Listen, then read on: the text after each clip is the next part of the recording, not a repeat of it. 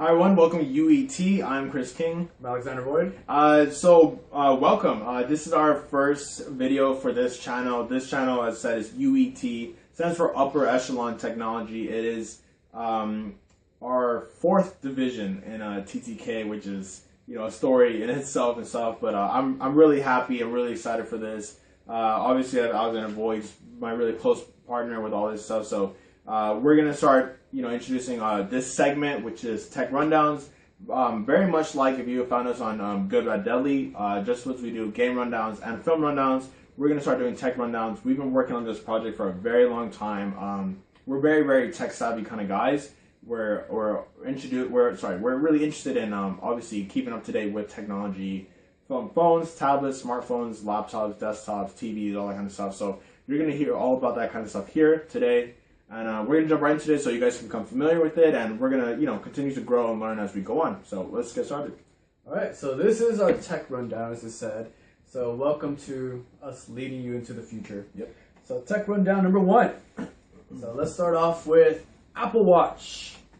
Apple Watch is to begin shipping in April, and Tim Cook stated and claims that it will change the way people live their lives. Okay, so obviously that's just a marketing thing because, everything about Apple is just a revolution and everyone must be super excited. 1984 and all that. Yeah, so, which is awesome actually because I'm really hyped by the watch. But your thoughts on the actual Apple Watch? So, I mean, the Apple Watch itself, we've been waiting for it for a very long time. Samsung beat them to the punch. Yep. Pebble beat them to the punch. Like, everyone beat Apple to the punch. But as far as the Apple Watch goes itself, Whoa, did these companies beat it to the punch? Because this way you could change the bracelet.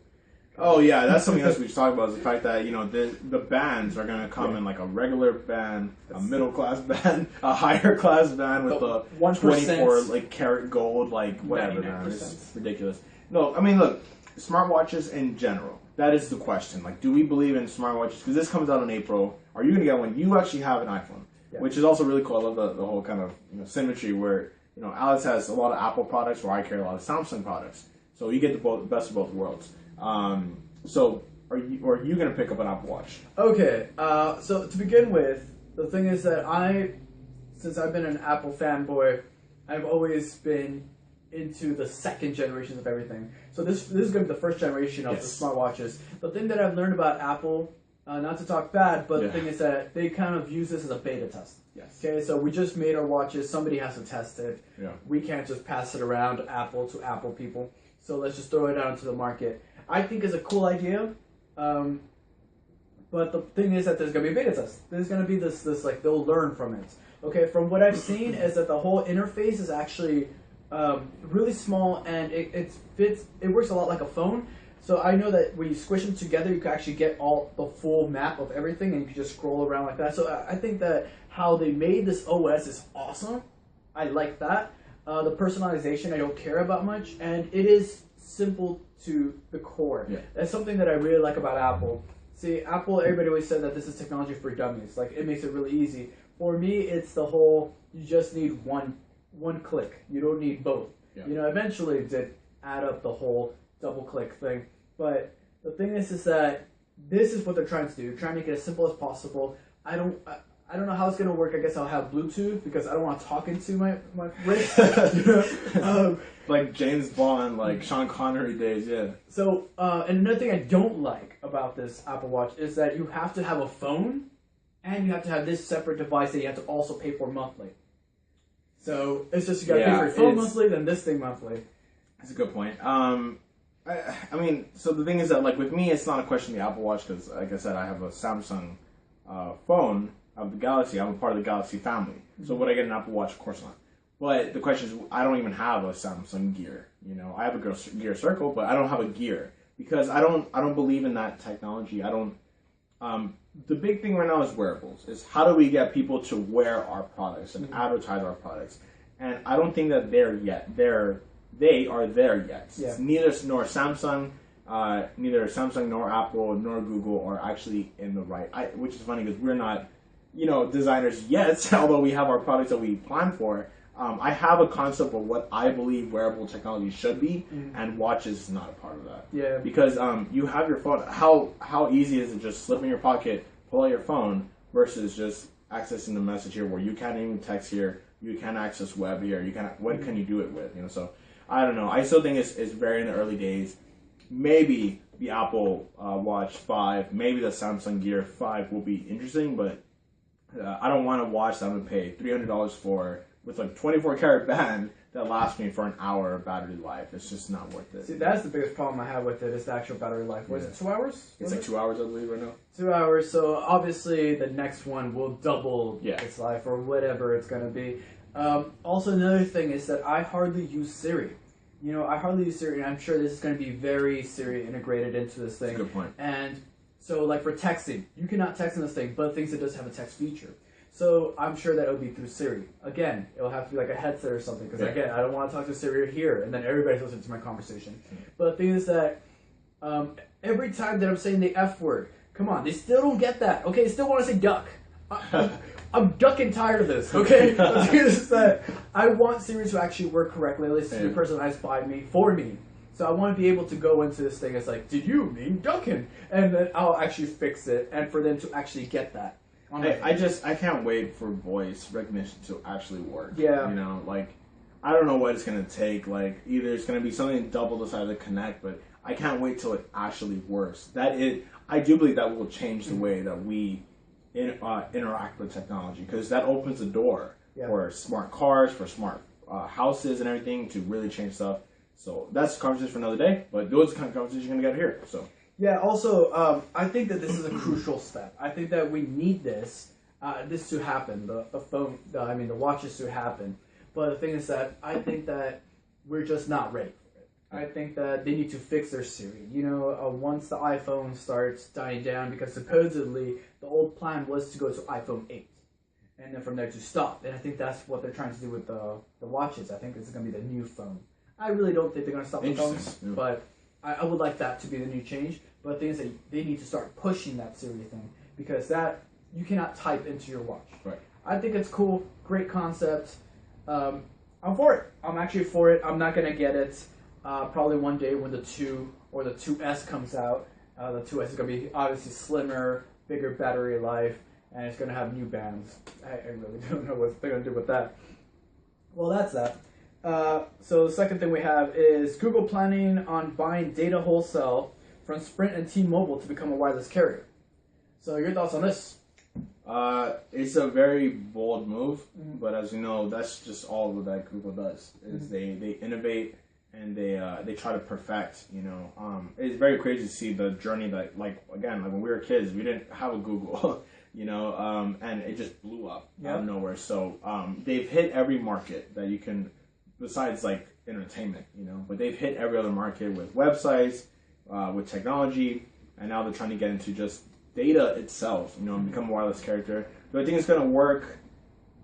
No. I mean, you need the capital, and you need so much funding to make a company that actually can compete with T-Mobile and Sprint. You saw what the Sprint is doing right now.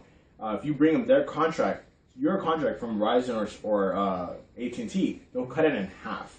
That's money that you can't buy with Google. And Google is investing so much money in technologies right now. I don't know that they're going to have, obviously they're one of the richest companies in the world, of course, but I don't know that they have that kind of resources to also fund a properly working data carrier.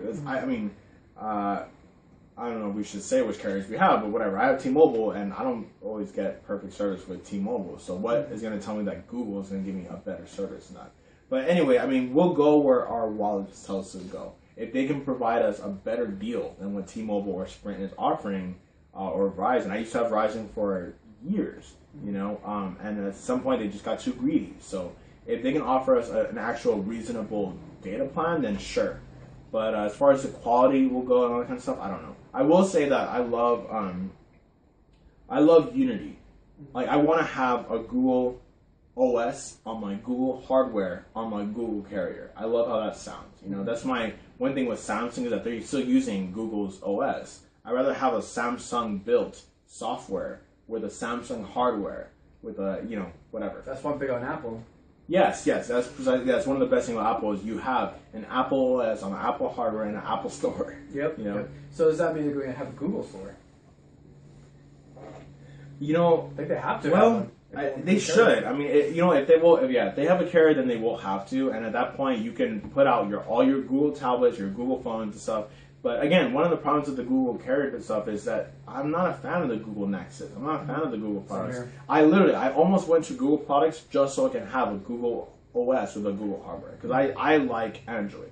So I want to have an Android hardware because one of the best things I've always heard was, I think it was Nintendo or Sony, but they said that if you believe in software, create your own hardware. Yeah.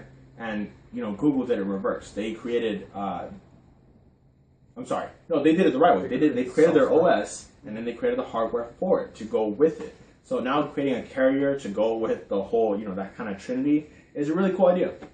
But, it will come down to the packages. Yeah, so I wonder what this is going to be like. So far, I could see it happening. Everybody's trying to get into this market as well. Yeah. Actually, I haven't seen a new person pop up like that other than prepaids. Yes, yeah, that's right. So I wonder how this is going to work. I'm for it. I'm for Google actually expanding. I don't know how the market's going to be with Google and Apple being there. And now Windows is really pushing it too. They open the Windows stores and stuff. So yeah, it's between that if Google actually gets... I think the only way that they would do this in a smart way would be to buy out either Sprint or T-Mobile. And that would make more sense to me. Because if Google does this, who's going to follow Google? Yeah. It's going to be Apple. So, and Apple is not going to go in and try to compete with Verizon and AT&T. They're just going to buy them out. They should buy out T-Mobile because I think T-Mobile is the lesser selling one right now. Yeah. So I think that would work. I like that. I'd be for that. Yeah. Okay, so next up we have PlayStation Music / PlayStation Video replacing music and video unlimited. And it's going to be powered by Spotify. So as somebody who actually uses, I already forgot it. Music Unlimited. Yeah, music. Does it count as? Yeah, I guess Music Unlimited does have. What's the video one called? Video Unlimited. That's terrible. Yeah. But anyways, so someone who actually uses it, what do you think? Yeah, well, I was a user of Music Unlimited up until I switched into Beats. I literally only bought Music Unlimited to go on my PS4 because you can access Music Unlimited there. But then the problem with Music Unlimited is that you pay $10 a month and I only have one account. So I can't let someone else... I only want at least one other person to use my account simultaneously because if not, it doesn't make sense with the PlayStation. With PlayStation, you can't put your account on another device and you can access both of them at pretty much the same time. Wasn't there one called Sony Music? That might be... It probably will be old one. That one. Probably before that. So... I will say I've been a big believer in streaming technology, especially with music and gaming. You're the reason why record stores died. Yeah, sorry. It's just that I believe in the technology. I think it's very futuristic, and I'm a person I like to think long term rather than short term, which is why I wanted to jump on very early, which I did. Right before PS4 came out, and as you can see. Beats came after, Music Unlimited. So Sony was, I applaud them because they were one of the innovators with that. And they're also the innovators with PlayStation Now. They're the first person to have game streaming available. So I applaud their innovation. And as far as PlayStation Music, PlayStation Video, I love it. Make a created, again, you create the OS for the hardware and then you create the services to go with both. And the name fits. And the name fits perfectly. I don't like that it's powered by Spotify because I'm not a fan of Spotify. It's more Pandora for me. So I feel like this is going to be much more of a radio station kind of thing. We already have Pandora, we have Spotify, like we don't need more. So I want it to be like Beats or Music Unlimited. If it's like that, then I will board it. If not, then I'm not going to waste my time. I don't like the whole like random songs. I want to know all my songs are in my device. I'll be streamed to them whenever I want. Yeah. I'm so for Beats Music. Like that's the one that I really care about, just because I guess I'm just a fanboy. Trent Reznor from Nationals actually had a part in that, actually making all that or working on it somehow. Yeah. So I was all for that. For PlayStation actually getting their stuff together and actually working with Spotify, I guess it's needed because as far as I know, Music Unlimited wasn't getting enough love. It wasn't getting anything. Even like you said, I'm sure that most people actually bought it just because they could play their video games while listening to the music they want to listen to. I guess you were kind of backed into a corner there. So there's that. Spotify is pretty big. I guess people actually use Spotify. I do hear a lot of people using Pandora. So, I don't know. I actually don't have much to say about this one. It's neutral. Yeah, we'll see what happens. I think somebody should actually step up and use Beats. Get in there. Okay, next one is Oculus VR Movie Studio. Before I even start ranting and start throwing stuff everywhere, I'll actually leave it off to you. It makes very little sense to me. I can see what they're trying to do because again, they're like, we have this new technology. We're gonna send you to the moon, VR. We're gonna send you to, Skyrim and VR, and now we're gonna send you to, movies and VR like Interstellar. Like, I understand what you're trying to do, but it's very marketing kind of ploy to me, and it's not gonna happen. It's not gonna work. Yeah, the only movie that well, not even the whole movie, it's just a little small clip thing, is the whole Interstellar thing. That was smart. I thought that was genius. Yeah. Like, using the VR headset, the Oculus headset, while watching Interstellar. You could be a part of Interstellar. I like that. Okay, but... We almost went to it, too. Yeah, we were going to. And then there was the whole roller coaster thing. Like, they're really pushing the Oculus to become something. But the thing is that I think the Oculus needs to learn what it is first. Sure. What are you going to use this before actually deciding to throw all your money and all resources into making a movie studio? Okay, I think it's a cool idea. I remember there was something that was like a 4D experience, and I guess that's what they're trying to market on. So they're gonna have to open or have some sort of thing in a movie studio where it's like, this is the Oculus section, just like they have IMAX. I'm sure that they're gonna do that to do with the Oculus stuff. I don't know where this is going. But I think it's too soon. Again, I think Oculus needs to find out where it is. Yeah, it's just, look, to me, there's two things here. For one, I'm not a fan of headsets, okay? I only have one so I can chat online. That's literally, and actually now I don't even need one because the PlayStation camera acts as a microphone. So I don't want, I don't even like headsets because they're uncomfortable for me. People are already complaining about 3D glasses. Okay. So yeah, precisely. Like I don't like peripherals. Get rid of peripherals. I'm tired of them. To me, virtual reality will be when you can put a helmet on, like you watch Torah online. You put a helmet on and you're literally transported into a virtual, area. That is virtual reality to me. Until we can get there, I don't want a part of it. Really, I'm sorry. I'm not a supporter of Oculus and stuff. I know a lot of people are. Project Morpheus, same kind of thing. I'm not a fan of it. If it works, we'll see. But I don't know. And then, and the other thing is, really quickly with movies, you're talking 90-minute movies. There is no way. It is not only going to be uncomfortable to wear a headset for 90 minutes, it's also impractical. And it's probably not even safe. So we'll see what happens with that.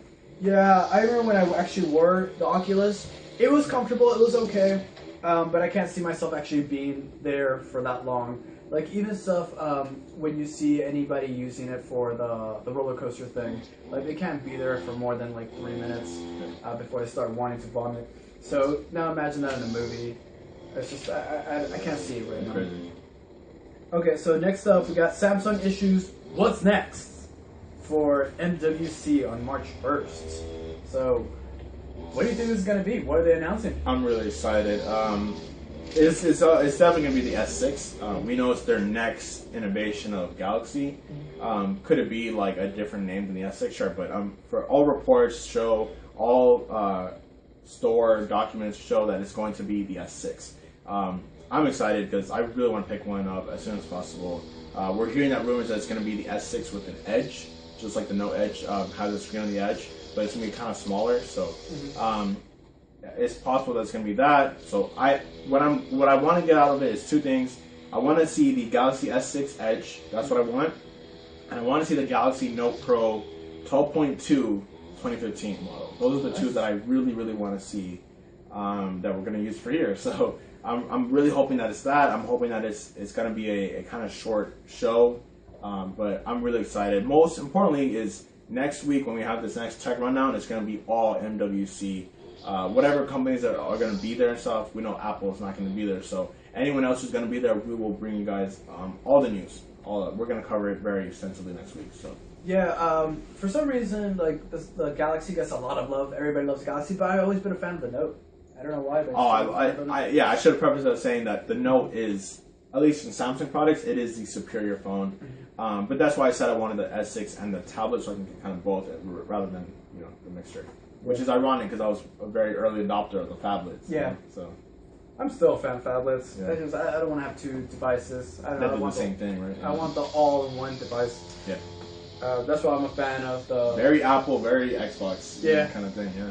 I'm a big fan of the iPhone 6 Plus. Yeah. I'm a fan of the 6 Plus, but I'm just waiting for an S version because, again, work out the kinks.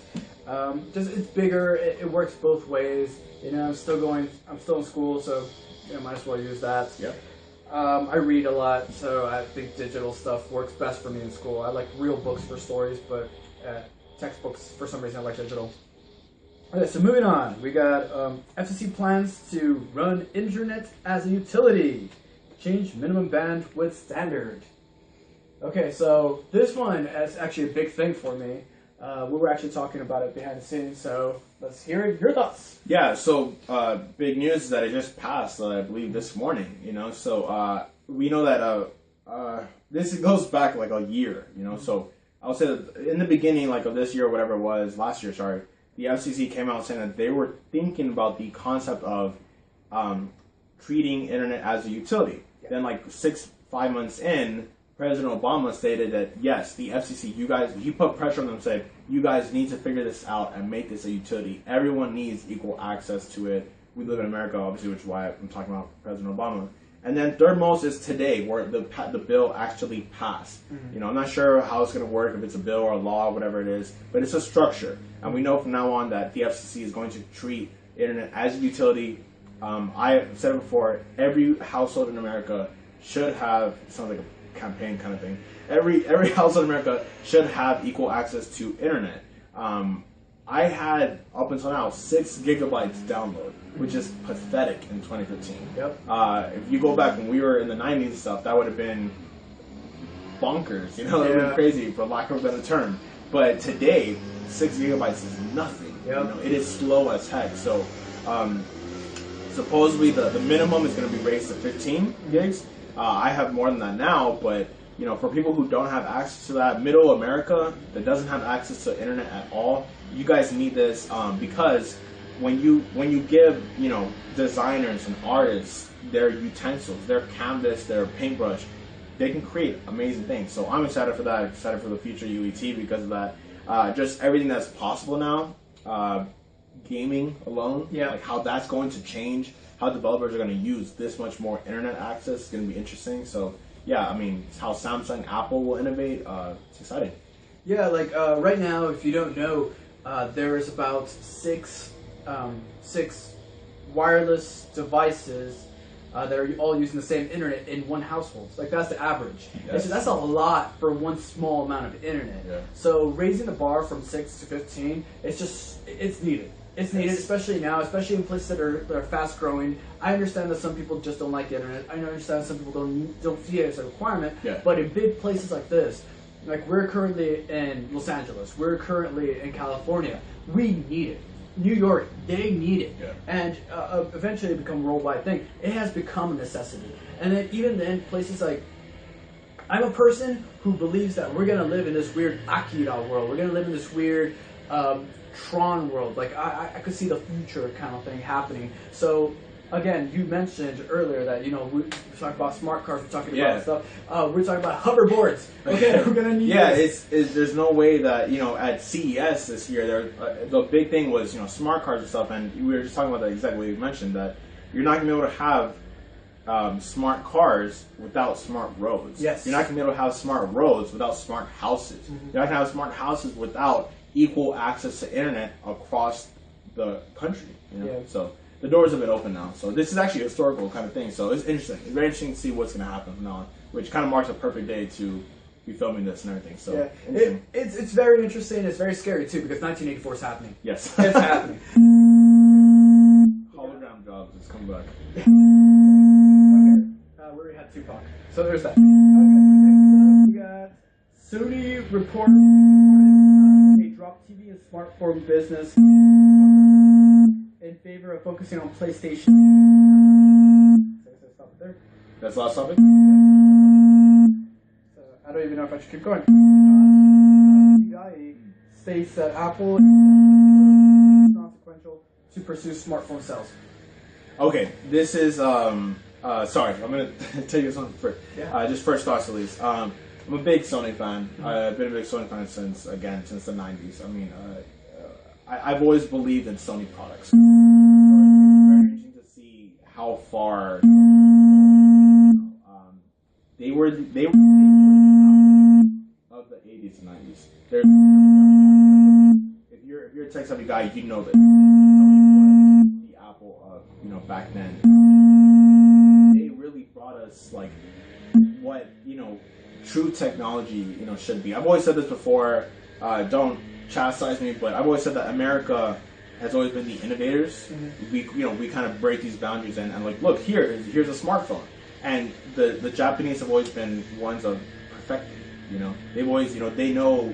I don't know what it is. It's just kind of the products that come out of both worlds. That's just kind of always been the motto. But so I don't know what happened with Sony, but their business model fell apart. I still believe in their products, but it's interesting. They're dropping TVs and they're dropping phones, right? Yeah. I don't believe in Sony TVs and I don't believe in Sony phones. I believe in Samsung products. You believe in Apple products. I mean, that's just kind of what I want to see. And for TVs, I have a Samsung. And for TVs, you have a Samsung. So either way, I want an Apple desktop. So, but those are the two, at least, elite technology products that I believe in. So those are the only ones I kind of really want in my house. So for them to drop it, I say smart. And I wish more businesses would learn from this. Yeah. Going into a market tomorrow trying to present a new smartphone is not going to work. You're not going to be able to compete with Apple. Yeah, I once had a Sony Ericsson. I felt better when it was gone. So that's excited. I'm a big Sony fan. I have a Sony Bio laptop as well. I have a PC and I have Apple. So it's just Sony for what it's doing right now. And I think it's smart to drop the phones. I just think that's a good move for Sony. Yeah, very, very good business move. So yeah, thank you guys for watching this video. Make sure to subscribe and share it with your friends and stuff. I'm really excited. New channel, it opens up a lot of new doors. So we wanted this for a long time, like I said. So just let us know your opinions, stuff. Work with us so we can continue growing along with you guys and stuff. And thank you for watching again. And make sure for everything that's technology related, you subscribe here to Upper Echelon Technology.